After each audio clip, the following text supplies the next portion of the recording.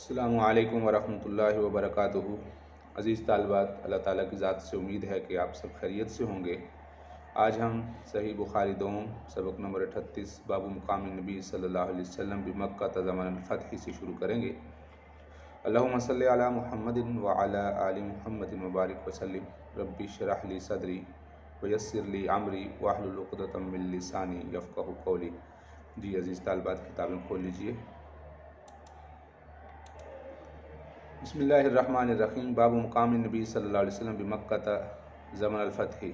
آپ صلی اللہ علیہ وسلم کا فتح مکہ کے زمانہ میں مکہ مکرمہ کی اقامت۔ عن یحییٰ بن ابی اسحاق عن انس رضی اللہ عنہ قال اقمنا مع النبی صلی اللہ علیہ وسلم عشرا نقصر الصلاۃ۔ ہم آپ صلی اللہ علیہ وسلم کے ساتھ مکہ مکرمہ میں 10 دن مقیم رہے اور اس مدت میں ہم قصر کرتے رہے۔ اب یہاں پر جو قصر کی مقدار بیان کی گئی ہے وہ 10 دن کی مقدار میں بیان ہوئی۔ تو اس کے اندر قصر کے مسئلہ میں یا سفر کے مسئلہ میں 3 مباحث ہوتی ہیں۔ پہلی بات تو یہ کہ حالت سفر میں قصر نماز عزیمت ہے یا رخصت ہے۔ دوسرا یہ کہ قصر کی مسافت کتنی ہے، کتنی مسافت طے کرنے کے بعد انسان مسافر بن جاتا ہے اور قصر نماز ضروری ہو جاتی ہے۔ اور تیسری قصر کی مدت کتنی ہے، کتنے عرصہ وہاں رہے تو پھر قصر کر سکتا ہے۔ اس مسئلہ میں تو ائمہ اربعہ کا اتفاق ہے کہ مسافر کے لیے 4 رکعت والی نماز جو ہے وہ قصر کرنا جائز ہے، اور جو مغرب کی اور فجر کی ہے اس میں بالاتفاق قصر جائز نہیں ہے۔ ہاں البتہ حنفیہ یہ کہتے ہیں کہ عزیمت ہے، یعنی عزیمت کا مطلب یہ ہے کہ احناف صاحبین اور امام مالک رحمۃ اللہ کے نزدیک شرعی مسافر پر قصر نماز واجب ہے، جبکہ امام شافعی رحمۃ اللہ کے نزدیک رخصت ہے، چاہے تو قصر پڑھ لے چاہے پوری پڑھ لے، یعنی اس کو اجازت دی گئی ہے کہ چاہے پڑھ لے چاہے چھوڑ دے۔ پھر اسی طرح دونوں حضرات کے پاس اپنے اپنے دلائل ہیں۔ احناف یہ کہتے ہیں ان عمر قال صلاۃ الجمعۃ رکعتان والفطر رکعتان والفجر رکعتان والسفر رکعتان تمام غیر قصر علی لحان نبی صلی اللہ علیہ وسلم، یعنی سفر کی 2 رکعت ہیں، سفر میں 2 رکعتیں، یہ نمازیں پوری ہیں بغیر کمی کے، یعنی اسی طرح ہی نماز پوری ہوگی۔ اسی طرح شافعی حضرات کے پاس بھی دلائل ہیں، وہ فرماتے ہیں کہ نماز جو ہے وہ اپنی مسافرت میں اس کو اختیار ہے کہ چاہے 2 رکعت پڑھ لے یا اس طرح 4 رکعت پڑھے۔ دوسرا یہ کہ قصر کی مدت کتنی ہے، یعنی کتنے عرصے کے بعد جو ہے وہ انسان مسافر ہو جاتا ہے۔ تو احناف کے نزدیک کم سے کم 72 یا 73 کلومیٹر یعنی 48 میل کا فاصلہ ایک منزل بنتا ہے، کہ اتنا فاصلہ طے کر لے تو انسان مسافر ہو جاتا ہے۔ اس کا مختلف حضرات سے مختلف دلائل سے اس کا استدلال کیا ہے، جیسا کہ جعل رسول اللہ صلی اللہ علیہ وسلم 3 ایام ولیالیہن للمسافر۔ آپ علیہ السلام نے 3 دن اور ان کی راتوں کا سفر کرنے والے کو مسافر قرار دیا ہے، یومن ولیلۃ للمقیم، اور اسی طرح 3 دن اور 3 رات کا جو سفر کرنے والا وہ مسافر ہوگا۔ اور یہ تقریباً 48 میل کا سفر، یہ راجح قول یہی ہے، اتنا بنتا ہے، یعنی 75 72 73 کلومیٹر بنتا ہے۔ اور یہ مذہب احناف کا ہے اور ان کے پاس اپنی دلیل بھی ہے۔ ہاں البتہ جو اصحاب ظواہر ہیں جیسے داؤد ظاہری وغیرہ، وہ کہتے ہیں کہ سفر خواہ قریب کا ہو یا دور کا ہو، سفر میں انسان مسافر بن جاتا ہے۔ مدت قصر میں اختلاف ہے۔ احناف ہمارے نزدیک جب 15 دن ٹھہرنے کی نیت کر لے تو انسان مقیم ہو جاتا ہے، اور امام شافعی اور امام مالک رحمۃ اللہ کے نزدیک 4 دن اقامت کی نیت کافی ہے، اگر 4 دن ٹھہرنے کی نیت ہے تو وہ مقیم ہو جاتا ہے۔ جبکہ امام احمد رحمۃ اللہ فرماتے ہیں کہ 4 دن سے زائد ٹھہرنے کی نیت کرے تو 4 دن میں 20 نمازیں ہیں، بس اگر 21ویں نماز پڑھے گا تو وہ قیام کی نیت سے پڑھے گا۔ تو یہ اس میں اختلاف ہے، ان کی اپنی اپنی جگہ پر دلائل ہیں نظرات کے۔ تو بہرحال یہاں پر آپ صلی اللہ علیہ وسلم کے مقام کرمہ کا قیام بیان کرنا جا رہا ہے، اس وجہ سے یہاں پر تحویل ہے، ایک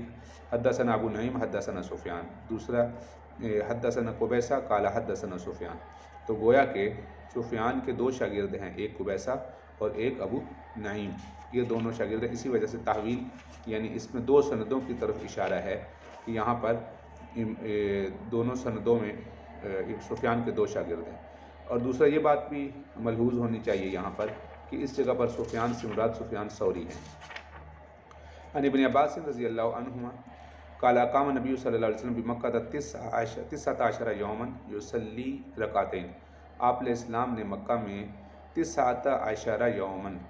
آپ علیہ السلام نے 19 دن قیام کیا اور آپ نے 2 رکعت نمازیں پڑھی۔ اب اس روایت میں یہ واضح آ گیا کہ جس میں اس سے پہلے روایت میں تھا کہ مکہ میں 10 دن قیام کیا اور اس روایت میں 19 دن قیام کیا، اس میں تو تعارض ہے۔ تو جواب یہ ہے کہ حضرت انس رضی اللہ عنہ کی روایت حجۃ الوداع کے موقع کی ہے، اس موقع پر آپ نے مکہ میں قیام کیا تھا 10 دن، اور حضرت ابن عباس رضی اللہ تعالیٰ عنہ کی جو روایت ہے وہ فتح مکہ کی روایت ہے۔ تو لہٰذا حضرت ابن عباس رضی اللہ کا مذہب جو ہے وہ احناف کے خلاف جا رہا ہے۔ ظاہری بات ہے، احناف کا موقف یہ تھا کہ 15 دن کی اقامت پر انسان مسافر ہو جاتا ہے، یہاں آپ علیہ السلام 19 دن رہے ہیں۔ تو اس کا جواب یہ ہے کہ یہ روایات میں اختلاف ہے، بعض جگہ 15 آتا ہے، بعض جگہ 19 آتا ہے، بعض جگہ کم و بیش کا اختلاف ہے۔ تو حضرت ابن عباس رضی اللہ تعالیٰ کا فتویٰ بھی 15 دن کا ہی ہے، خود امام حضرت ابن عباس فرماتے ہیں 15 دن پہ انسان مقیم ہو جاتا ہے۔ تو یہ جو نمازوں کو 15 دن سے اگر زیادہ کی ٹھہرنے کی مدت ہوگی تو پھر انسان پوری نمازیں پڑھے گا۔ تو اب روایات میں اختلاف ہے، تو لہٰذا اس میں اسی وجہ سے اس روایات کو ترجیح دیں گے جو 15 سے کم ہے، مثلا جس میں 4 کا بھی ذکر ہے، 10 کا بھی ذکر ہے، تو اس روایات میں اختلاف ہے۔ عن ابن عباس رضی اللہ عنہ قال اقامنا مع النبی صلی اللہ علیہ وسلم فی سفر 19 نقصر الصلاة وقال ابن عباس ونحن نقصر ما بیننا و بین 19 فَإِذَا زِدْنَا أَتْمَمْنَا۔ اب اس روایت میں بھی یہ آ گیا کہ چونکہ موقع غزوہ کا ہے اور معلوم نہیں کہ کب کوچ کرنا ہو، اس لیے جب قصر کرتے تھے، یعنی اگر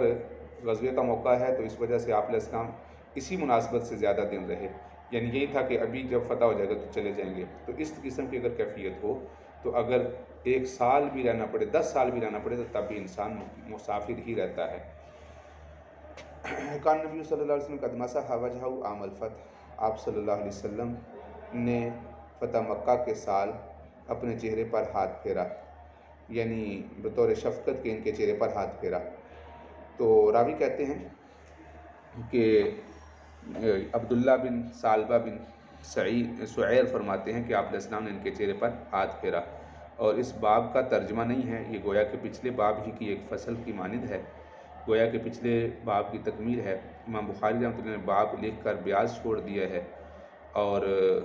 اس کا ترجمہ قائم نہیں کیا۔ تو اگر اس کا ترجمہ قائم کیا جاتا تو یہ مناسب ہے، باب من شاہد الفتح، جو فتح مکہ میں آپ کے ساتھ تھے، اور پھر اس کی ترجمہ الباب کی عام الفتح کے ساتھ مناسبت تھی۔ تو اس وجہ سے امام بخاری رحمۃ اللہ نے یہاں پر ترجمہ قائم نہیں کیا۔ اخبرنا ونحن مع ابن مسیب قال وزعم ابو جمیلۃ انہ ادرک النبی صلی اللہ علیہ وسلم وخرج معه عام الفتح۔ راوی کہتے ہیں کہ ہم سعید بن مسیب کے ساتھ تھے، تو ابو جمیلہ رضی اللہ عنہ نے بیان کیا کہ آپ صلی اللہ علیہ وسلم کی صحبت پائی ہے اور فتح مکہ کے سال آپ صلی اللہ علیہ وسلم کے ساتھ نکلے ہیں۔ تو یہی خرج معه عام الفتح، اگر یہ اس کا ترجمہ الباب ہوتا تو اس کی اس کے ساتھ مناسبت ہے۔ تو اس سے یہ بیان کیا گیا کہ آپ صلی اللہ علیہ وسلم کے ساتھ فتح مکہ میں کون کون لوگ شامل تھے۔ عن عمرو بن سلمہ قال لی ابو قلابۃ الا تلقاہ فتسألہ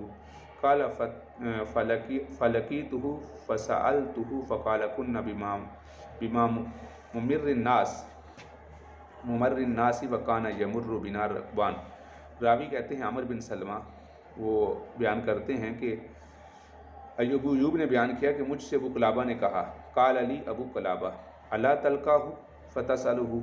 الا تلقاہ فتسألہ، کہ کیا تم عمر بن سلمہ سے نہیں ملے کہ ان سے یہ پوچھتے،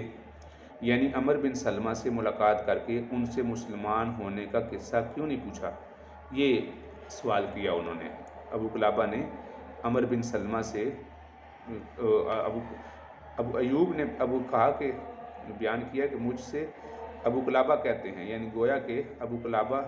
نے یعنی یہ کہا کہ عمر بن سلمہ سے آپ نہیں ملتے، ایوب کو کہا کہ ان سے مسلمان ہونے کا قصہ پوچھتے۔ تو ابو قلابہ نے بیان کیا کہ پھر میں نے ان سے ملاقات کی، ابو قلابہ نے عمر بن سلمہ سے ملاقات کی اور میں نے ان سے سوال کیا۔ فلقیتہ، میں نے ابو قلابہ نے ملاقات کی، فسألتہ، میں نے پوچھا، قال کنا بما ممر الناس، کہ جب میں نے ان سے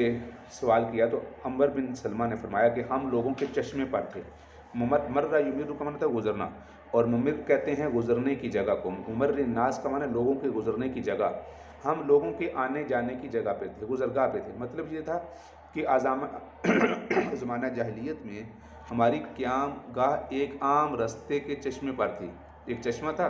اس کے راستے پر ہم رہتے تھے۔ وَقَانَ يَمُرُّ بِنَا الرُّكْبَانُ، اور ہمارے قریب سے چونکہ راستے پہ تھے تو ہمارے پاس سے قافلے گزرا کرتے تھے، رکبان۔ فَنَسْأَلُهُمْ مَا لِلنَّاسِ، میں لوگوں سے یعنی ہم لوگوں سے پوچھا کرتے تھے کہ لوگوں کو کیا حال ہے، مَا لِلنَّاسِ مَا هَذَا الرَّجُلُ، اور وہ آدمی جو نبوت کا دعویٰ کرتا ہے وہ کیا کہتا ہے۔ فَيَقُولُونَ يَزْعَمُ أَنَّ اللَّهَ أَرْسَلَهُ، تو لوگ ہمیں بتاتے تھے کہ اس کا یہ دعویٰ ہے، یہاں یزعم کا معنی دعویٰ، کہ اس آدمی کا یعنی لوگوں کا کیا حال ہے اور کیا حال ہے لوگوں کا، یعنی مراد یہ ہے کہ ما للناس ما الرجل، لوگوں کا اس کے ساتھ کیا حال ہے اور اس آدمی کا لوگوں کے ساتھ کیا حال ہے، یعنی لوگ اس کے ساتھ کیا معاملہ کر رہے ہیں۔ تو پھر جو یعنی مدینہ منورہ سے مکہ مکرمہ سے جو قافلے گزرا کرتے تھے تو وہ ہمیں بتایا کرتے تھے کہ اس آدمی نے نبوت کا دعویٰ کیا ہے اور کہا ہے کہ مجھے اللہ نے بھیجا ہے، اوحا الیہ، اور اللہ اس کی طرف وحی کرتا ہے، او اوحا اللہ بکذا۔ تو ہم لوگوں سے پوچھا کرتے تھے تو پھر لوگ کہتے تھے کہ اپنا رسول بنایا ہے اور اللہ ان پر وحی نازل کرتا ہے، یا اللہ نے ان پر وحی نازل کی، اور وہ قرآن شریف کی کوئی آیت سنا جاتے تھے۔ تو یعنی جب مکہ میں لوگ جاتے تھے تو او اللہ بکذا، یا وہ یہ کہتے تھے کہ یہ آیتیں، یعنی آیت پڑھ کے سناتے اور کہتے کہ یہ آیت وہ کہتا ہے کہ مجھ پر اللہ نے نازل کیا۔ فَكُنْتُ أَحْفَظُ ذَلِكَ الْكَلَامَ، تو میں اس کلام کو یاد کر لیا کرتا تھا۔ فَيَقُولُونَ فَكَأَنَّمَا يُقِرُّ فِي صَدْرِي، اور گویا کہ وہ میرے دل میں بیٹھ جاتا تھا، یعنی وہ قرآن مجید کا جو حصہ لوگ مجھے سناتے تھے میں یاد کر لیتا۔ وَكَانَتِ الْعَرَبُ تَلَوَّمَ بِإِسْلَامِهِمُ الْفَتْحَ، اور عرب لوگ قبائل جو تھے اپنے مسلمان ہونے میں فتح مکہ کا انتظار کر رہے تھے کہ اگر مکہ فتح ہو گیا تو پھر ہم مسلمان ہو جائیں گے، یعنی وہ انتظار میں تھے۔ وَكَانَتِ الْعَرَبُ تَلَوَّمَ بِإِسْلَامِهِمُ الْفَتْحَ وَيَقُولُونَ اتْرُكُوا وَقَوْمَهُ، اس کو اور اس کی قوم کو چھوڑ دو، فَإِنَّهُ إِنْ ظَهَرَ عَلَيْهِمْ، اگر وہ اپنی قوم پر غالب آ گیا، ظاہر کا معنی غالب، جب ظاہر کا لفظ علا کے ساتھ آتا ہے، یعنی یہ لفظ ظاہر علا کے ساتھ آتا ہے تو اس کا معنی ہے غالب ہونا، فَهُوَ نَبِيٌّ صَادِقٌ، تو پھر یہ سمجھ جانا کہ یہ سچا نبی ہے۔ فَلَمَّا كَانَتْ وَقْعَةُ أَهْلِ الْفَتْحِ بَادَرَ كُلُّ قَوْمٍ بِإِسْلَامِهِمْ، جب یہ فتح مکہ کا واقعہ ہوا تو ہر قوم یعنی ہر قبیلے پر یہ واضح ہو گیا کہ یہ سچے نبی تھے، کیونکہ ان کو لوگوں کا انتظار بھی تھا کہ دیکھتے ہیں کہ اس کا دین کہاں تک پھیلتا ہے۔ فتح مکہ ہوا تو ہر قوم نے مسلمان ہونے میں سبقت کی، بادر کا ہونا تو سبقت کرنا، آگے بڑھنا، بادر سبقت کرنا۔ وبدر ابی قومی بھی اسلام ہی، تو میرے قوم میرے والد صاحب نے بھی سبقت کی اسلام کی طرف۔ فلما قدم، جب ہم یہاں آئے، قال جئتکم واللہ من عند النبی صلی اللہ علیہ وسلم حقا، تو فرمایا کہ یہ اللہ کی قسم میں تمہارے پاس ایک سچے نبی کے پاس سے آیا ہوں، یعنی میرے والد محترم جب واپس آئے مجھے خبر دی۔ سو انہوں نے ارشاد فرمایا فلاں نماز اس وقت اور اس وقت پڑھا کرو۔ قال صلوا صلاۃ قضا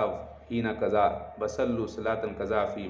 حین قضا، فلاں نماز فلاں وقت پڑھا کرو۔ فاذا حضرت الصلاۃ، جب نماز کا وقت آیا، یعنی یہ حضرات مدینہ منورہ سے نمازوں کے اوقات تو آپ صلی اللہ علیہ وسلم سے سن آئے تھے، اور اوقات بھی اور نمازوں کی تعداد بھی۔ جب نماز کا وقت آیا، فَلْيُؤَذِّنْ أَحَدُكُمْ، تو آپ نے ان کو فرمایا تھا تم میں سے کوئی ایک نماز پڑھو، اذان دے۔ فَلْيُؤَمَّكُمْ أَكْثَرُكُمْ قُرْآنًا، یہ بھی آپ کو فرمان سنا تھا کہ تم میں سے جو زیادہ قرآن پڑھا ہوئے وہ تمہاری امامت کرائے۔ فَنَظَرُوا، تو سو انہوں نے دیکھا، فَلَمْ يَكُنْ أَحَدٌ أَكْثَرَ قُرْآنًا مِنِّي، تو کوئی بھی ایسا بندہ نہیں تھا جس کو مجھ سے زیادہ قرآن آتا ہو۔ لما كنت أتلقى من الركبان، بوجہ اس کے لما کن بوجہ اس کے کہ میں قافلوں سے ملا کرتا تھا۔ فقدمونی بین ایدیہم، بس انہوں نے مجھے اپنے سامنے کر لیا، یعنی اپنا امام بنا لیا۔ وأنا ابن 6 أو 7 سنین، میں اس وقت 6 یا 7 سال کا تھا۔ वकानत अलैया बुरदतुन, और मैं एक चादर, क्योंकि कपड़ों की कमी थी, गुर्बत थी अक्सर, तो मेरे ऊपर एक चादर थी। फ़इज़ा सजदतु तकल्लसत अन्नी, जब मैं सजदा करता था तो वो सिरक जाती थी, यानी वो चादर ऊपर की तरफ आ जाती थी, और मेरी जो सुरीन थी वो खाली नंगी हो जाती थी। फ़क़ालत इमरातुन मिनल हई, तो एक दिन नमाज़ पढ़ रहे थे और मेरी सुरीन खुली हुई थी, मैं सजदे में थे, तो एक महल्ले की औरत गुजरी तो उसने कहा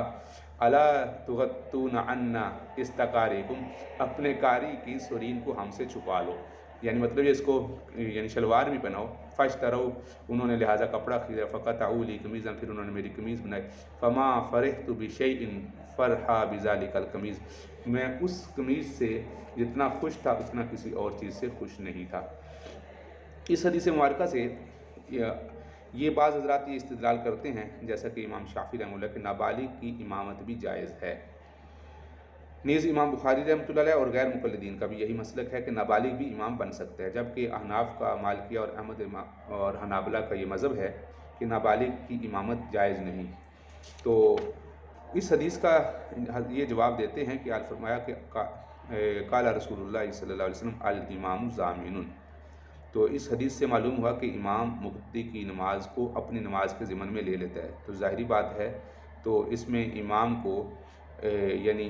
इस सतह पर होना चाहिए कि उसकी अपनी नमाज फ़र्ज़ हो। तो नाबालिग की तो अपनी नमाज फ़र्ज़ नहीं होती, उसकी नमाज तो नफल होती है, तो फिर वो अपनी से कवी वाली चीज़ को अपने अंदर ज़िम्मन में कैसे ले सकता है। और दूसरी बात ये है कि जो ला युअम्मुल गुलामु हत्ता यहतलिम, कोई भी बच्चा इमामत न कराए यहाँ तक कि वो बालिग हो जाए, ये भी रवायात में मिलता है। और इमाम शाफ़ी रहमतुल्लाह अलैह इस हदीस का कि ये जो अमर बिन सलमा की रवायत है वो इससे इस्तिदलाल करते हैं, तो इसका जवाब हम ये देते हैं कि ये उन हज़रात ने अपने इस्तिदलाल से किया था। आप सल्लल्लाहु अलैहि वसल्लम ने तो उनको ये फरमाया था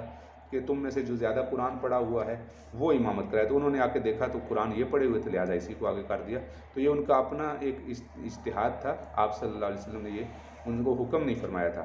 अन्ना आयशा रज़ियल्लाहु अन्हा क़ालत काना उतबा बिन अबी वक़ास अहिदा इला अख़ीहि साद अन यकबिज़ा बिन वलीदति ज़मआ क़ाला उतबा इन्नहु इब्नी। हज़रत आयशा ने बयान किया कि उतबा बिन अबी वक़ास ने मरते वक़्त ज़माना जहलियत में अपने भाई साद बिन अबी वक़ास रज़ियल्लाहु अन्हु को वसीयत की थी कि वो ज़मआ की बांदी से पैदा होने वाले बच्चे को अपने कब्ज़े में ले लें। इसके पास एक बांदी थी, यानी इसके पास उतबा बिन अबी वक़ास के पास, उतबा बिन काना उतबा बिन वक़ासिन आहिदा इला आखिही, यानी जब वो उसके पास एक बांदी थी, यकबिज़ा इब्ना वलीदती ज़मा, वलीदा कहते हैं बांदी को, यानी उसके जो बच्चे हो गए,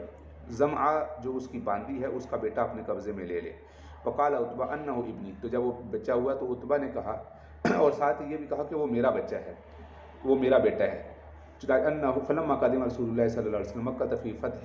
अख़ज़ साद बिन अबी वक़ास इब्ना वलीदती ज़मा, तो जब फ़तह मक्का हुआ तो साद बिन अबी वक़ास ने ज़मा जो बांदी थी उसका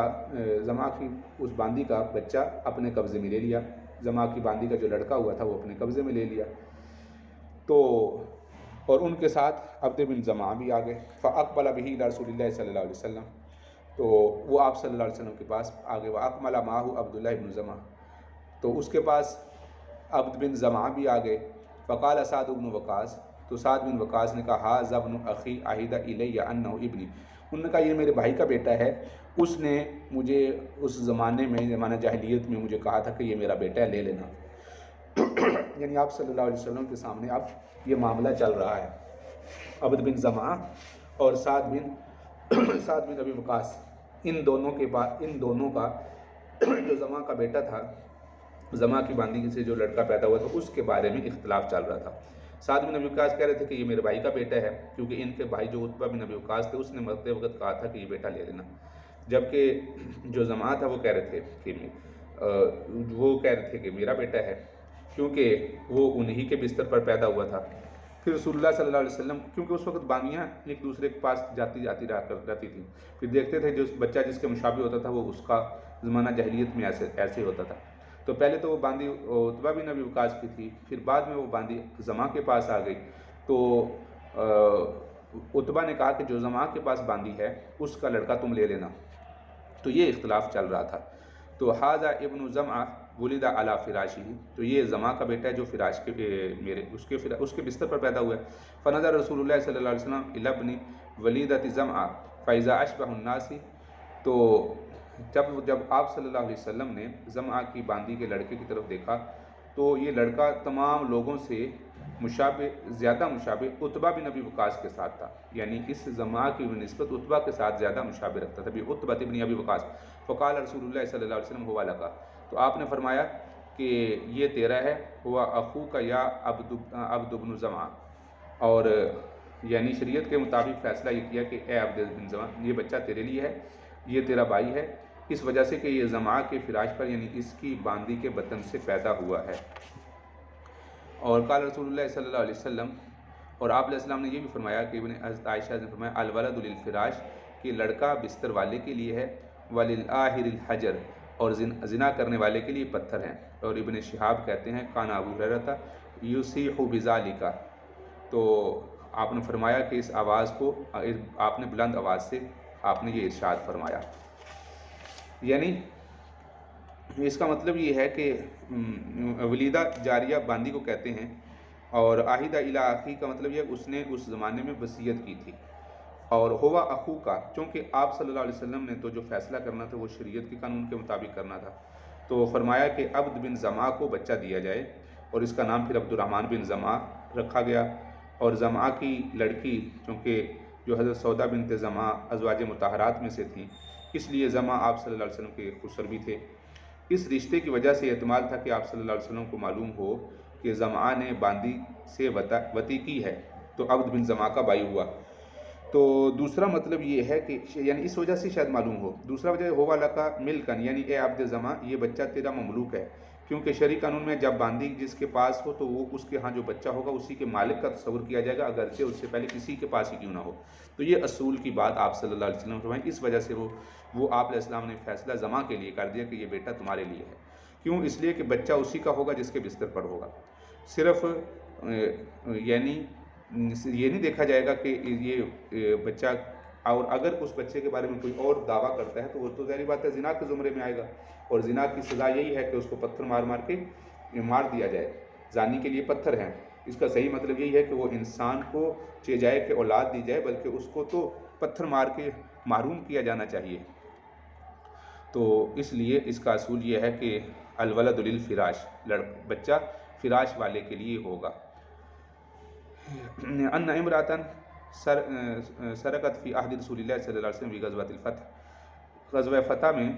راوی کہتے ہیں کہ رسول اللہ صلی اللہ علیہ وسلم کے زمانہ میں غزوہ فتح مکہ کے موقع پر ایک عورت نے چوری کی، ففزع قومها الی اسامہ بن زید یستشفعونہ، لوگ اس کی قوم کے لوگ گھبرا گئے کیونکہ آپ صلی اللہ علیہ وسلم نے تو جرم کی سزا دینی تھی، تو اسامہ بن زید کے پاس گئے اور ان کو سفارشی بنایا آپ صلی اللہ علیہ وسلم کے پاس۔ قال عروہ فلما کلمہ اسامہ فیہا تلون وجہ رسول اللہ صلی اللہ علیہ وسلم، جب حضرت اسامہ کو لوگوں نے اس لیے وہ آپ کا سفارش کرنے کے لیے بنایا کہ آپ صلی اللہ علیہ وسلم کو حضرت اسامہ سے محبت تھی، تو شاید آپ علیہ السلام حضرت اسامہ کی بات مان کے اس عورت کو سزا نہیں دیں گے۔ تو جب حضرت اسامہ نے بات کی فیہا اس عورت کے بارے میں، تلون وجہ رسول اللہ صلی اللہ علیہ وسلم، آپ صلی اللہ علیہ وسلم کے چہرے کا رنگ بدل گیا۔ فقال اتکلمنی فی حد من حدود اللہ، کیا تو اللہ کی حدود میں سے میرے ساتھ بات کرتا ہے، یعنی کہ میں اللہ کی حدود کو نافذ نہ کروں؟ قال اسامہ استغفر لی یا رسول اللہ، اللہ میرے لیے استغفار کریں۔ فلما کان العشی قام رسول اللہ صلی اللہ علیہ وسلم خطیبا فاثنى علی اللہ بما هو اہلہ ثم قال اما بعد فانما اهلك الناس قبلكم انهم كانوا اذا سرق فیہم الشریف ترکوہ۔ آپ صلی اللہ علیہ وسلم نے حمد السلام بیان کی اور اس کے بعد فرمایا کہ اما بعد، اس سے پہلے انما اہلک الناس، لوگوں کو اس چیز نے ہلاک کر دیا تم سے پہلے کہ وہ جب تم میں سے کوئی شریف آدمی، کوئی مالدار آدمی چوری کرتا اس کو چھوڑ دیتے، وَإِذَا سَرِقَ فِيهِمُ الضَّعِيفُ، جب کوئی کمزور چوری کرتا اقام علیہ الحد، تو اس پر حد قائم کر دیتے. والذی نفس محمد بیدہ، اللہ کی قسم جس کے قبضے میں محمد صلی اللہ علیہ وسلم کی جان ہے، لو ان فاطمہ بنت محمد سرقت لقطعت یدہا، اگر فاطمہ بنت محمد بھی چوری کرتے میں اس کا بھی ہاتھ کاٹوں گا. اللہ اکبر، ایسے ہوتے ہیں حکمران. ثم امر رسول اللہ صلی اللہ علیہ وسلم بتلک المرأۃ فقطعت یدہ، پھر اس کا آپ علیہ السلام نے اس عورت کے بارے میں حکم دیا گیا، اس کا ہاتھ کاٹا گیا. فحسنت توبتها بعد ذلك، پھر اس نے اس کے بعد اچھی توبہ کر لی. وتزوجت، اس نے نکاح کیا. قالت عائشہ، حضرت عائشہ فرماتی ہیں فکانت تأتینی بعد ذلك فارفع حاجتها الى رسول اللہ صلی اللہ علیہ وسلم، پھر اس کی شادی بھی کی گئی اور پھر وہ بعد میں حضرت عائشہ رضی اللہ عنہا کے پاس کسی ضرورت سے بھی آئی تو آپ صلی اللہ علیہ وسلم اس کی ضرورت کو اس کے پاس پیش کر دیا کرتے تھے. اس کا نام فاطمہ مخزومیہ تھا، فاطمہ مخزومیہ. تو پھر آپ علیہ السلام کے پاس جب اس کا ہاتھ کٹا، اس نے توبہ بھی کر لی. اور اللہ تائب من الذنب کمن لا ذنب لہ، جب کوئی گناہوں پہ توبہ کر لے تو وہ ایسے ہی ہے جیسے اس نے توبہ نہیں کی. یہ بھی حدیث مبارکہ فتح مکہ کے زمانے کی ہے، اسی مناسبت سے امام بخاری رحمۃ اللہ علیہ یہاں لے کر آئے ہیں. حدثنی مجاشی اتیت النبی صلی اللہ علیہ وسلم باخی بعد الفتح، راوی کہتے ہیں کہ میں آپ صلی اللہ علیہ وسلم کی خدمت میں اپنے بھائی کو ساتھ لے کر آیا فتح مکہ کے بعد. فقلت یا رسول اللہ جئت باخی لتبایعہ علی الہجرہ، اے اللہ کے رسول میں اپنے بھائی کو آپ کے پاس اس لیے لایا ہوں تاکہ آپ اس کو ہجرت پر بیعت کر لیں. آپ نے ارشاد فرمایا ہجرت والے اس کے ثواب کو تو لے گئے. ذهب اہل الحجرۃ بما فیہ قلت علی ای شیء تبایعون، پھر آپ کس چیز پر بیعت کریں گے؟ کیونکہ جو فرض ہجرت تھی وہ تو فتح مکہ تک تھی، تو وہ تو مکہ فتح ہو گیا، اب وہ ہجرت جو فرض تھی وہ ختم ہو گئی. اب کس چیز پر بیعت کریں؟ قال ابایع علی الاسلام والایمان والجہاد، اب میں اسلام، ایمان اور جہاد پر بیعت کروں گا. فلقیت معبدا بعد، اور پھر میں ابو معبد سے ملا بعد میں. وکان اکبرہم فسألت فقال صدق مجاشع، تو ابو عثمان راوی بیان کرتے ہیں کہ پھر میں مجاشع کے بھائی ابو معبد سے ملا. راوی جو اس حدیث کے راوی ہیں یہ ابو عثمان جب مجاشع سے ملے، اس کے بھائی ابو معبد سے ملے بعد میں، وہ جو اس کے بڑے بھائی سے، تو فسألت، میں نے ان سے پوچھا، تو یعنی ابو معبد سے پوچھا، تو یعنی اس حدیث کے متعلق کہ مجاشع سے یہ روایت انہوں نے مجھے اس طرح بیان کیا، تو ان کا صدقہ مجاشع نے یہ حدیث سچ بیان کی ہے، یعنی جیسے آپ نے ان سے سنی ہے ایسے ہی حدیث ہے. عن مجاشع ابن مسعود انطلقت بأبي معبد الى النبي صلی اللہ علیہ وسلم لتبايعه على الهجرة قال مضت الهجرة لأهلها، یہ وہی حدیث ہے. اور اگلی حدیث ہے ابن عمر رضی اللہ عنہ انی اريد ان اهاجر الى الشام قال لا هجرة ولكن جهاد فانطلق فعارض نفسك، میں راوی ابن عمر کہتے ہیں کہ میں نے ہجرت کا ارادہ کیا شام کی طرف، تو آپ نے فرمایا اب ہجرت نہیں ہے، کیونکہ جو ہجرت فرض تھی مکہ سے مدینہ کی طرف وہ ختم ہو گئی، لیکن جہاد باقی ہے. لہٰذا فعرض نفسک، اپنے جاؤ اپنے آپ کو پیش کرو. ان وجدت شیئا والا رجعت، یعنی تم اپنے آپ کو پیش کرو، اور اگر تمہیں واقعی یعنی اگر حضرت عبداللہ رضی اللہ تعالیٰ عنہ جو اس روایت میں ہے کہ اگر آپ کو کوئی چیز معلوم ہو، یعنی یہ اگر محسوس ہو کہ ہجرت کرنی چاہیے تو پھر ٹھیک ہے، فابہا، اس میں آپ نے ہجرت کر لی ہے اور اس میں آپ شامل ہو جانا، اور اگر نہیں تو الا رجاتا، ورنہ آپ واپس آ جانا. مطلب یہ تھا کہ جو فرض ہجرت تھی وہ تو ختم ہو گئی ہے، ہاں البتہ اب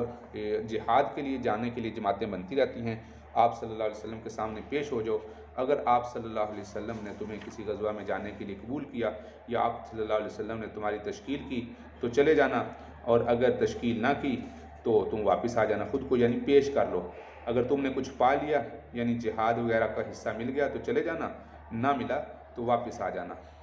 قال لا ہجرت اليوم او بعد رسول اللہ صلی اللہ علیہ وسلم مثلہ، انہوں نے یہاں پر بھی فرمایا کہ آپ صلی اللہ علیہ وسلم فرمایا اب ہجرت باقی نہیں رہی،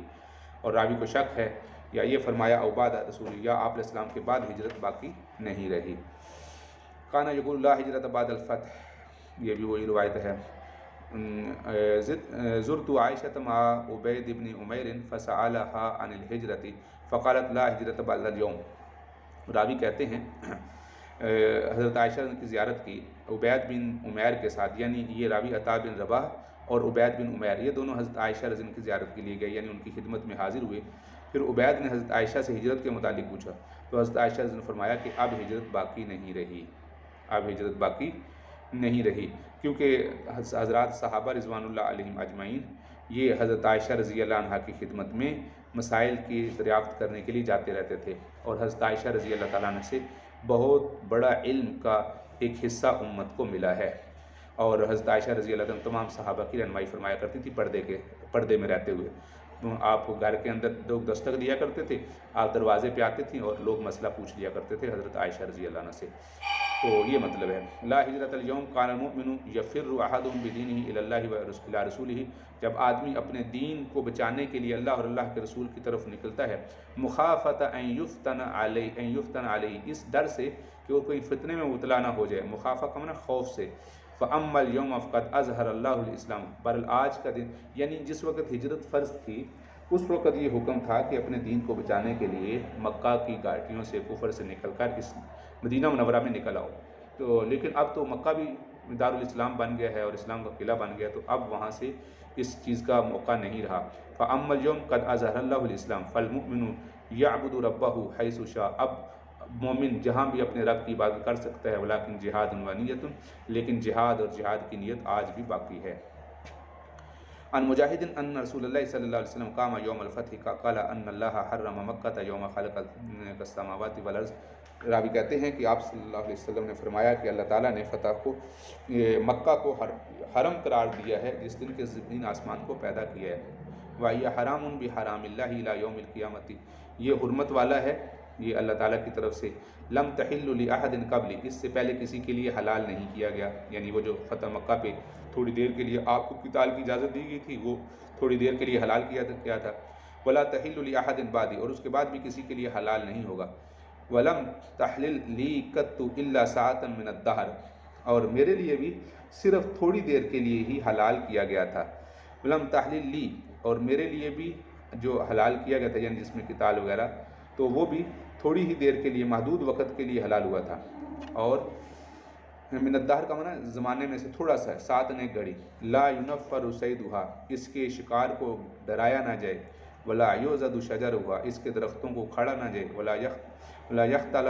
خلاھا، اور اسی طرح اس کے یعنی گھاس وغیرہ کو کاٹا نہ جائے، یہاں تک کہ گری ہوئی چیز بھی جو اس شخص کے سوا جو اعلان کا ارادہ رکھتا ہو وہ نہ اٹھائے۔ ولا تحل لقطھا، لقطہ کہتے ہیں گری ہوئی چیز کو، الا لمنشد، مگر منشد کہتے ہیں اعلان کرنے والے کو، صرف اس آدمی کے لیے جائز ہے جو اعلان کرنے کی نیت سے اٹھائے، یعنی حج کے موقع پہ یا لوگوں سے جا کے پوچھوں گا کس چیز کی ہے۔ فقال عباس بن عبد المطلب الا الاذخر یا رسول اللہ، اے اللہ کے رسول کیا اذخر بھی، یعنی اذخر کے علاوہ اذخر کی اجازت دیتے ہیں کہ اس کو ہم کاٹ لیں۔ اذخر ایک گھاس ہے جو وہاں پر جو عرب لوگ ہیں اس کو استعمال کرتے ہیں سواریوں کے لیے اور اس کو جلانے کے لیے بھی کام آتا ہے، تو انہوں نے عرض کیا اللہ کے رسول ہم اذخر کی اجازت دے دو، آپ نے فرمایا فَإِنَّهُ لَا بُدَّ مِنْهُ لِلْكَيْنِ وَلِلْبَيُوتِ، آپ نے فرمایا یہ تو ضروری ہے جانوروں وغیرہ کے لیے اور گھروں کے لیے، گھروں میں بھی بنانے کے لیے گھاس استعمال ہوتا تھا، یعنی بارشوں سے پانی نہ ٹپکے، تو جیسے آج کل بھوسا استعمال ہوتا ہے ہمارے پنجاب میں پاکستان میں چھتوں کو دیہاتوں میں لیپنے کے لیے، تو اس طرح وہاں پر گھاس استعمال ہوتا تھا۔ تو عباس رضی اللہ تعالیٰ عنہ نے جب آپ علیہ السلام سے اس کا استثناء کیا تو آپ صلی اللہ علیہ وسلم نے فرمایا کہ ہاں یہ تو ضروری ہے مکانات کے لیے، اور بعض اوقات جو سونے کا کام ہوتا تھا، للکین جو زیورات ہوتے تھے ان کو کین کہتے ہیں، زیورات کو، سونے کا کام، سنارے استعمال کرتے تھے، تو اس کو یعنی آگ جلا کے ان کو ہلکی سی آگ چاہیے ہوتی تو تھوڑا سا گاز جلدی بھی جل جاتا تھا، تو اس کے لیے استعمال ہوتا ہے، تو وہ یعنی استعمال کی چیز ہے، وہ اس سے مستثنیٰ ہے۔ فسکت، پھر یہ خاموش ہو گئے، ثم قال الا الاذخر فانه حلال، آپ نے فرمایا خاموشی کے بعد ہاں اذخر تو وہ حلال ہے۔ یہ دوسری سند ہے، اس سند سے بھی یہی حدیث مبارکہ مروی کی گئی ہے، روایت کی گئی ہے۔ باب قول اللہ تعالی یوم حنین اذ اعجبتکم کثرتکم فلم تغن عنکم شیئا وضاقت علیکم الارض بما رحبت ثم ولیتم مدبرین ثم انزل اللہ سکینتہ الی قولہ غفور الرحیم۔ یہ امام بخاری رحمۃ اللہ نے باب قائم کیا ہے، اور حنین کے دن جب کہ تم کو اپنی کثرت پر اور تعداد پر گمنڈ تھا کہ اب آج تو تم زیادہ ہو اور تمہاری تعداد تمہیں کچھ کام نہ آئی، یعنی زمین اپنی وسعت کے باوجود تنگ آ گئی اور تم پیٹھ دے کر بھاگ کھڑے ہوئے، اور اس کے بعد اللہ تعالیٰ نے تسلی دی اور یہ آیات نازل ہوئیں۔ یوم حنین، غزوہ حنین کا یہاں سے ذکر ہے۔ غزوہ حنین 8 ہجری میں پیش آیا۔ مکہ مکرمہ اور طائف کے درمیان ایک جگہ ہے حنین، یہ مکہ مکرمہ سے 10 میل کے فاصلے پر ہے، تھوڑا سا 10 میل سے زیادہ ہے۔ یہاں حوازن اور ثقیف کے کچھ قبائل آباد تھے، انتہائی بہادر، جنگجو اور تیر انداز قسم کے لوگ تھے۔ آپ صلی اللہ علیہ وسلم کو خدشہ تھا کہ کہیں ایسا نہ ہو کہ یہ حملہ کر دیں، اس لیے آپ نے دونوں قبیلوں کے جو سردار تھے ان کو جمع کر کے طے کیا کہ مسلمانوں سے، جو ان دونوں کے سردار تھے انہوں نے طے کیا کہ مسلمانوں سے جنگ کی جائے۔ تو مسلمانوں کو اب تک جن قبائل سے واسطہ پڑا ہے ان میدانوں میں مرد نہیں تھے۔ ہم مرد ہیں، ہم تیر انداز ہیں، اس لیے ہم ان کا مقابلہ کریں گے۔ تو پھر ان کو یہ بھی خطرہ تھا کہ کہیں ایسا نہ ہو کہ مسلمان ہم پر حملہ نہ کر دیں، اور جو اس تحریک کو چلانے والا تھا مالک بن عوف نظری تھا، بعد میں یہ مسلمان ہو گئے اور بڑے اسلام کے علمبردار رہے۔ تو مسلمانوں کی ایک بڑی تعداد تھی، اور اس میں جو نئے مسلمان ہوئے تھے وہ لوگ بھی تھے، اور اس کی وجہ یہ تھی کہ اس سے بہت سے مسلمان ایسے تھے جنہوں نے اس سے قبل کے غزوات میں شرکت نہیں کی تھی، اس لیے ان کو جوش اور جذبہ تھا کہ اب آئندہ کوئی غزوہ آ جائے تو اس میں ہم حصہ لیں گے۔ تو وہاں پر اس وجہ سے وہاں تعداد زیادہ ہوگی مسلمانوں کی۔ جب یہ لوگ اوتاس میں پہنچے تو درید نے دریافت کیا کہ یہ کون سی جگہ ہے، تو لوگوں نے کہا کہ یہ مقام اوتاس ہے۔ تو اسی طرح وہ لوگ نکلے ہوئے تھے، آپ صلی اللہ علیہ وسلم کو بھی جب اطلاع ملی تو آپ صلی اللہ علیہ وسلم نے بھی مسلمانوں کو تیار کیا اور حنین کی طرف روانہ ہوئے۔ 10,000 صحابہ رضوان اللہ علیہم اجمعین، مہاجرین اور انصار آپ تھے۔ یہ پہلا موقع تھا کہ مسلمانوں کی تعداد اتنی بڑی تھی، اتنی زیادہ تعداد تھی، کیونکہ اس سے پہلے مسلمانوں کی تعداد بہت تھوڑی تھی، اور مسلمان تقریباً بڑھتے چلے گئے تو 12,000 تقریباً لشکر ان کے ساتھ مل گئے، اور اکثر سامان حرب یعنی تیر، تلوار، گھوڑے اور اس طرح کی چیزیں ساتھ تھیں جو حالات جنگ ہوتے ہیں۔ تو جب لشکر اسلام حنین وادی میں پہنچا تو جو حوازن اور ثقیف کے قبائل تھے وہ اپنی چھپے ہوئے تھے اپنی جگہوں پر۔ مالک بن عوف نے ان کو یہ بتایا تھا کہ تلواروں کے جو نیام سب توڑ کر پھینک دو، اور جب لشکر اسلام تمہارے سامنے آئے تو سب کے سب تلواروں سے ایک دم ان پر ٹوٹ پڑو، اچانک حملہ کرو، صبح کی تاریکی میں حملہ کرو اور ایک وقت میں حملہ کرو اور منتشر نہ ہو جاؤ، ثابت قدم رہو، اس طرح۔ تو جو اسلامی فوج میں بہت سے جو مکہ مکرمہ سے مؤلفۃ القلوب، نو مسلم اور نیم مسلم بھی لوگ آئے ہوئے تھے، ان کی تعداد بھی بہت زیادہ تھی۔ ابھی تک اسلام ان کے دلوں میں راسخ نہیں تھا، کیونکہ ابھی مکہ سے جس وقت اسلام پھیلنا شروع ہوا تو مسلمانوں کی کثرت ہو گئی تھی، تو اس لیے یعنی جمنے والے لوگ جو پرانے تھے ان کی تعداد تو تھی ہی، لیکن یہ کم تھے۔ جو نو مسلم لوگ تھے، نئے مسلمان ہونے والے تھے، وہ زیادہ تھے، اور ان کی تربیت کی ابھی ضرورت تھی، آپ صلی اللہ علیہ وسلم کے ساتھ زیادہ نہیں رہے تھے۔ تو جب گمسان کی لڑائی شروع ہوئی تو آپ علیہ السلام نے ایک مٹھی جو ہے وہ کافروں کی طرف پھینکی اور فرمایا شاہت الوجوہ، چہرے برباد ہو جائیں۔ تو پھر جب آپ نے فرمائی تو فرمایا قسم ہے محمد کے رب کی، انہوں نے شکست کھائی، اور کوئی انسان ایسا نہیں رہا جس کی آنکھوں میں غبار نہ گیا کھڑا ہوا ہو۔ تو جب کافروں نے حملہ کیا تو مسلمان منتشر ہو گئے۔ پھر آپ صلی اللہ علیہ وسلم نے یہ جو میں نے ابھی بتایا ہے، یہ مسلم شریف کے یہ الفاظ آتے ہیں، پھر مسلمان جمع ہوئے اور پھر مسلمانوں نے حملہ کیا تو پھر اللہ رب العزت نے فتح دی۔ تو اس حدیث کی جو ترجمۃ الباب سے مناسبت ہے وہ یہاں پر یہ دیکھیں، آپ یہاں پر آگے روایت میں لفظ آ رہا ہے یوم حنین، تو اس کے ساتھ ترجمۃ الباب سے مناسبت ہے۔ تو اس میں اللہ تعالیٰ نے مسلمانوں کو بہت زیادہ اموال دیے، 6,000 عورتیں، بچے، قیدی، 24,000 اونٹ، 40,000 بکریاں، 40,000 روپیہ چاندی، سونے اور چاندی کے زیورات لاگے۔ تو آپ علیہ السلام نے سب کو جیرانہ میں جمع کر لیا۔ تو اس کے بعد یہ حضرت عبداللہ بن ابی اوفا رضی اللہ عنہ، یہ بیت رضوان والوں میں تھے، 86 سال کی عمر میں کوفہ کے اندر آپ کی وفات ہوئی ہے۔ تو یہ حضرات بھی ان کے ساتھ تھے۔ تو اب ہم آتے ہیں اس روایت کی طرف۔ رأیت بید بن ابی اوفا ضربۃ فقال ضربتها مع نبی صلی اللہ علیہ وسلم یوم حنین، میں نے آپ صلی اللہ علیہ وسلم کے ساتھ غزوہ حنین میں شرکت کی ہے۔ قلت شہدت حنینا، کیا میں نے آپ سے پوچھا آپ حنین میں بھی شریک ہوئے تھے؟ فرمایا قال قبل ذالک، تو آپ نے فرمایا اس سے پہلے، یعنی میں نے آپ یعنی حنین میں بھی شریک تھے؟ انہوں نے پوچھا تو میں نے یعنی حنین سے پہلے بھی میں متعدد غزوات میں شریک ہو چکا ہوں، یعنی حدیبیہ میں بھی اور خندق میں بھی میں آپ علیہ السلام کے ساتھ شریک تھا۔ یہ جو حدیث کے راوی ہیں ان کی یہ روایت بیان کی گئی ہے۔ جاءہ رجل فقال یا ابا عمارہ اتولیت، یہ ان کی کنیت ہے، سمیت برا بن ازبرال کی کنیت ہے ابا عمارہ۔ تو یہ جب آئے تو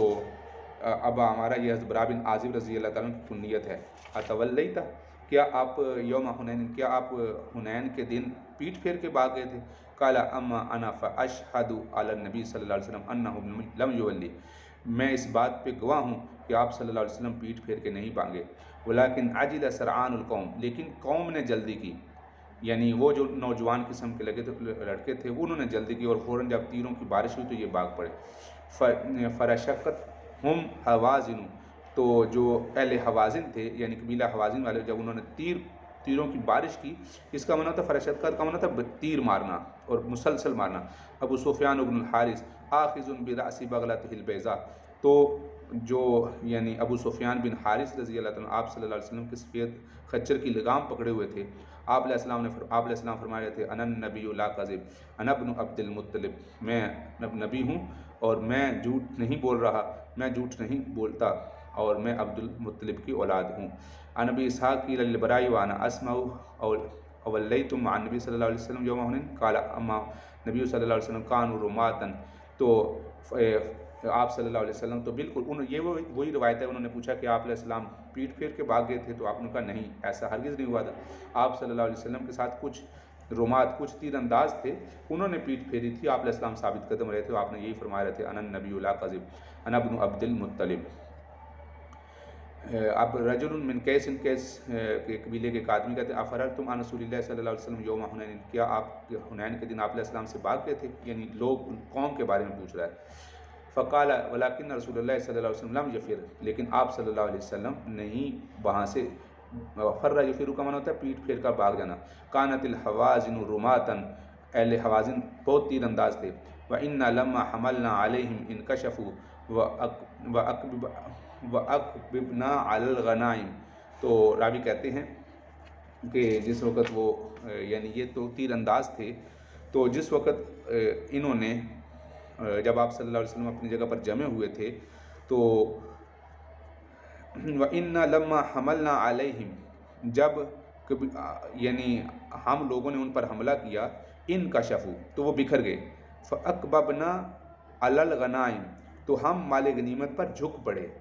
اقببنا کا معنی جھکنا، فَاسْتُقْبِلْنَا بِالسِّهَامِ تو پھر ہمیں ہمارا تیروں کا سامنا ہوا، پہلے تو انہوں نے تلواروں سے حملہ کیا، پھر وہ تیر مارنا شروع کیے۔ فَلَقَدْ رَأَيْتُ رسول اللہ صلی اللہ علیہ وسلم عَلَى بَغْلَتِهِ الْبَيْضَاءِ، میں نے آپ علیہ السلام کو سفید خچر پر دیکھا، بیٹھے ہوئے دیکھا۔ وَإِنَّ أَبَا سُفْيَانَ بْنَ حَارِثَ آخِذٌ بِزَمَامِهَا، اور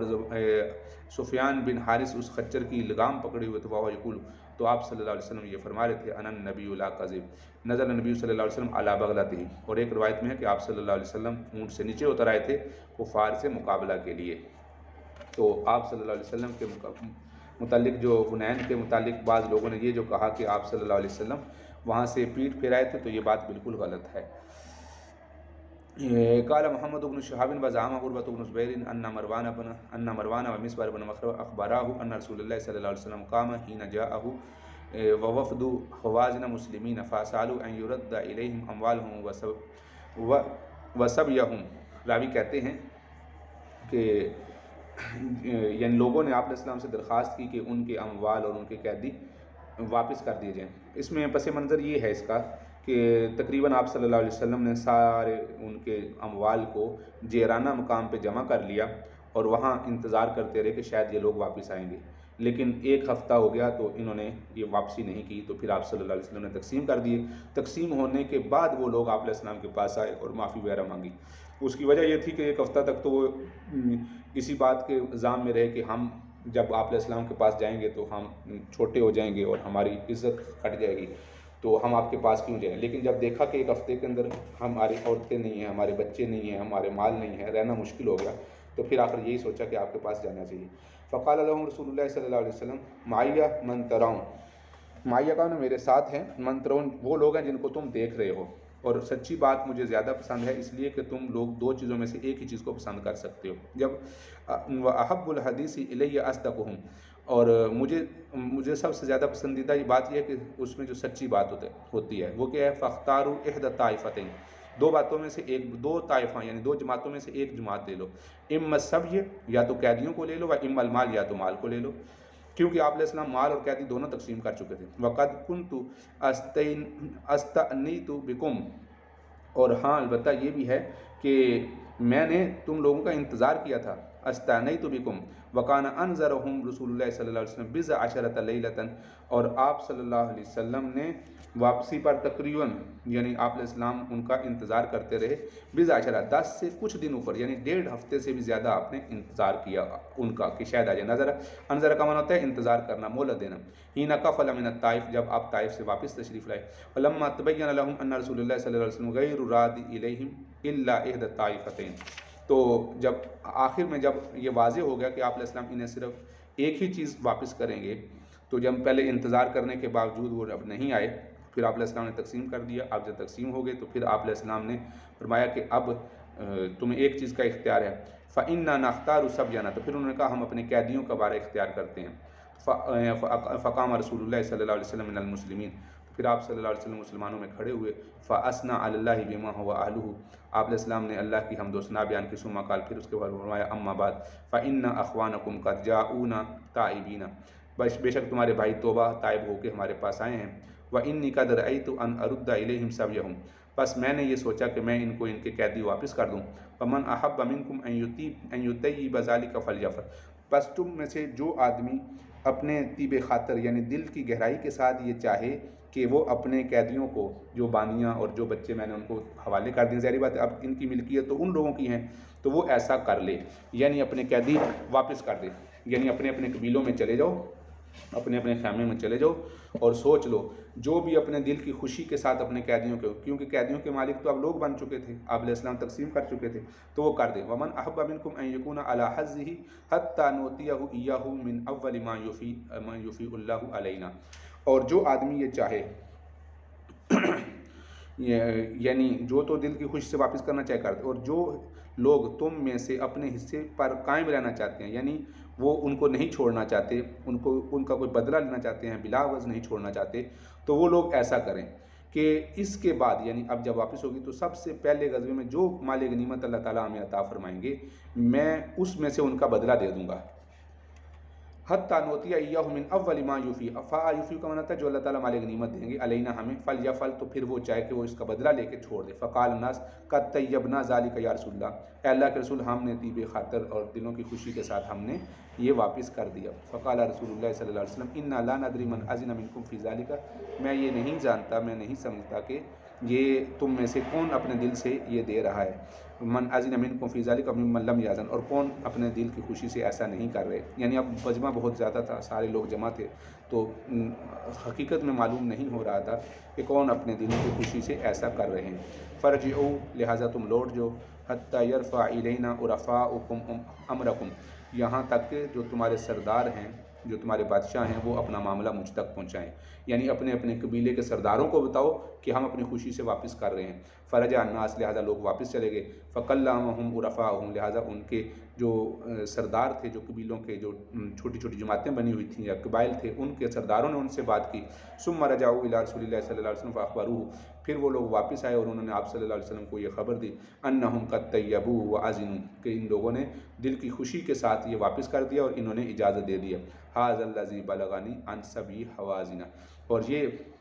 یعنی بشاشت قلب کے ساتھ اور دل کی خوشی کے ساتھ اجازت دی ہے، اور یہی وہ حدیث ہے جو مجھے قبیلہ حوازن کے قیدیوں کے متعلق پہنچی ہے. راوی کہتے ہیں مجھے یہی حدیث ان کے بارے میں پہنچی ہے. تو یہ حدیث تو یہاں پر ادھر یہ 18 اور 19 پہ ہے، اور اس کے علاوہ یہ متعدد جگہ پر تقریباً 8-9 جگہ پر یہ حدیث مبارکہ کتاب الجہاد میں بھی اور دوسری جگہ پر بھی یہ حدیث آئے گی، پیچھے آ بھی چکی ہے اور جگہ پر بھی آئے گی. عن ابن عمر رضی اللہ عنہ لما کفلنا، کفل کا مطلب واپس آنا، جب ہم حنین سے لوٹے، سال عمر النبی صلی اللہ علیہ وسلم، آپ حضرت عمر رضی اللہ تعالیٰ عنہ نے آپ علیہ السلام سے عرض کیا، ان نظر کان نظرہ فی الجاہلیت اعتکاف، انہوں نے زمانہ جاہلیت کے اعتکاف کے نظر کے بارے میں پوچھا. فامر النبی صلی اللہ علیہ وسلم بففاہ، تو آپ نے اس نظر کی وفا کرنے کے بارے میں فرمایا۔ یہ کون سی نظر تھی؟ اس کے بارے میں یہ آتا ہے کہ زمانہ جاہلیت کی نظر اور اس کی واجبات کیسے معتبر ہو سکتی ہے۔ تو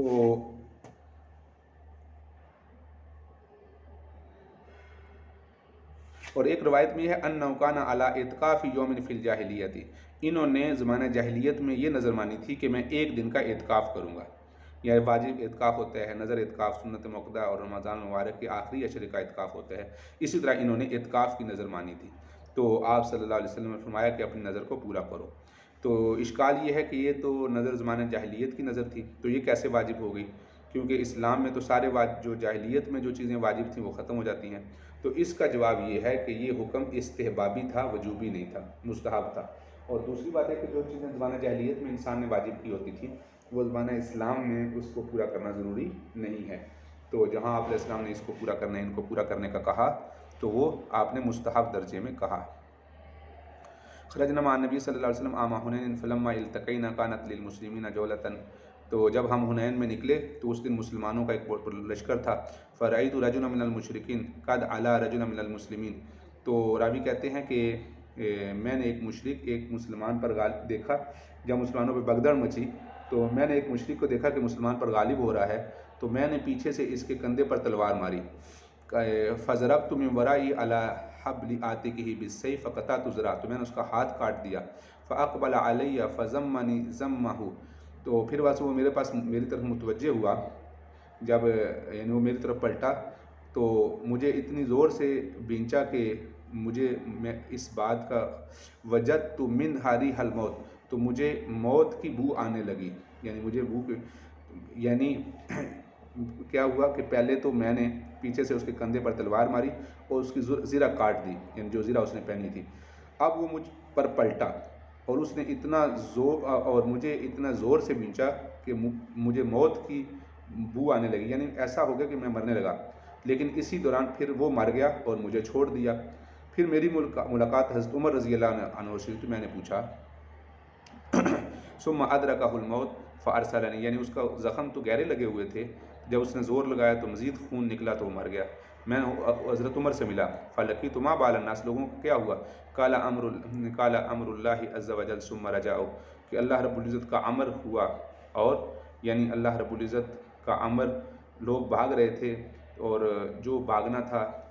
تو پھر اللہ تعالیٰ کا یہی حکم تھا، پھر مسلمان پلٹے، ثم رجعوا وجلس النبی صلی اللہ علیہ وسلم، پھر آپ صلی اللہ علیہ وسلم تشریف فرما ہوئے، فقال من قتل قتیلا لہ علیہ بینۃ فلہ صلبہ، جس آدمی نے کسی کو قتل کیا اور اس پر وہ دلیل بھی پیش کرے تو اس کا جو سامان ہوگا وہ اسی کا ہوگا، فلہ صلبہ، تو صلب کہتے ہیں جو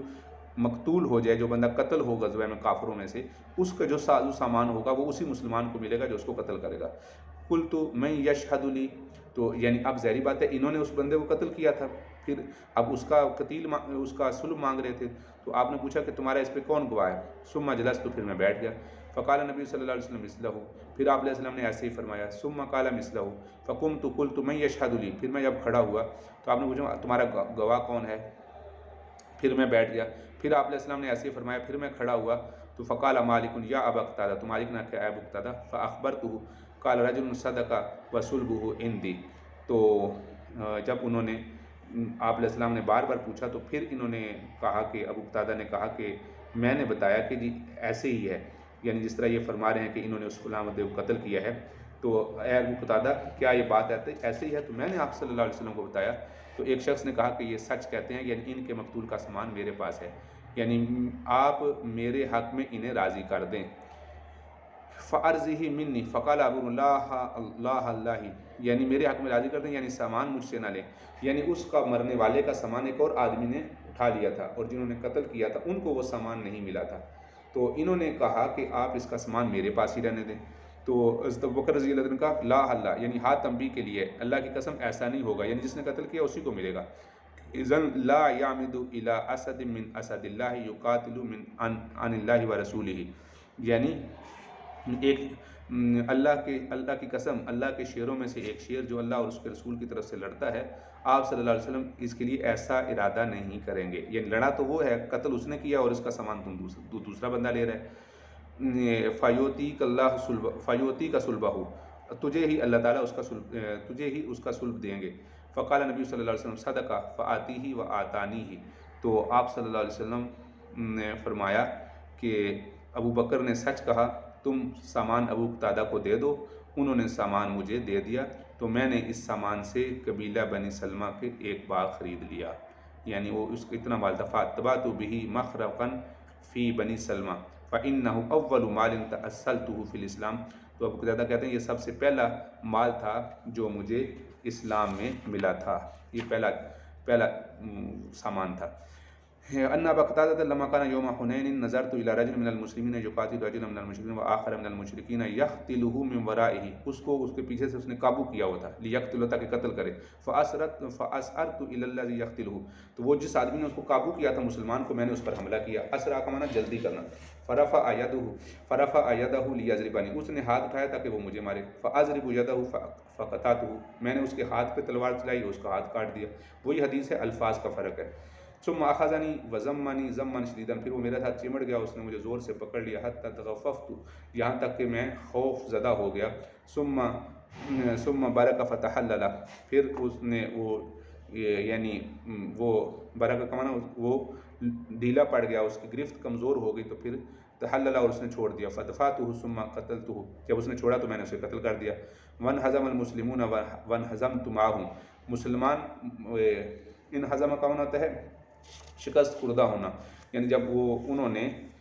مسلمان بھاگے تو میں بھی ان کے ساتھ بھاگا، تو پھر میں نے دیکھا کہ عمر بن خطاب لوگوں میں ہیں، یعنی وہ نہیں بھاگے اور وہ ثابت قدم رہے۔ فَإِذَا بِعُمَرْ بن خطاب فِي النَّاسِ فَقُلْتُ لَهُ مَا شَأْنُ النَّاسِ، لوگوں کو کیا ہوا؟ فَقَالَ أَمْرُ اللَّهِ، یہ اللہ کا امر ہے۔ ثُمَّ تَرَاجَعَ النَّاسُ إِلَىٰ رَسُولِ اللَّهِ صلی اللہ علیہ وسلم، پھر لوگ آپ علیہ السلام کے پاس اکٹھے ہوئے، فَقَالَ رسول اللہ صلی اللہ علیہ وسلم مَنْ أَقَامَ بَيِّنَةً عَلَىٰ قَتِيلٍ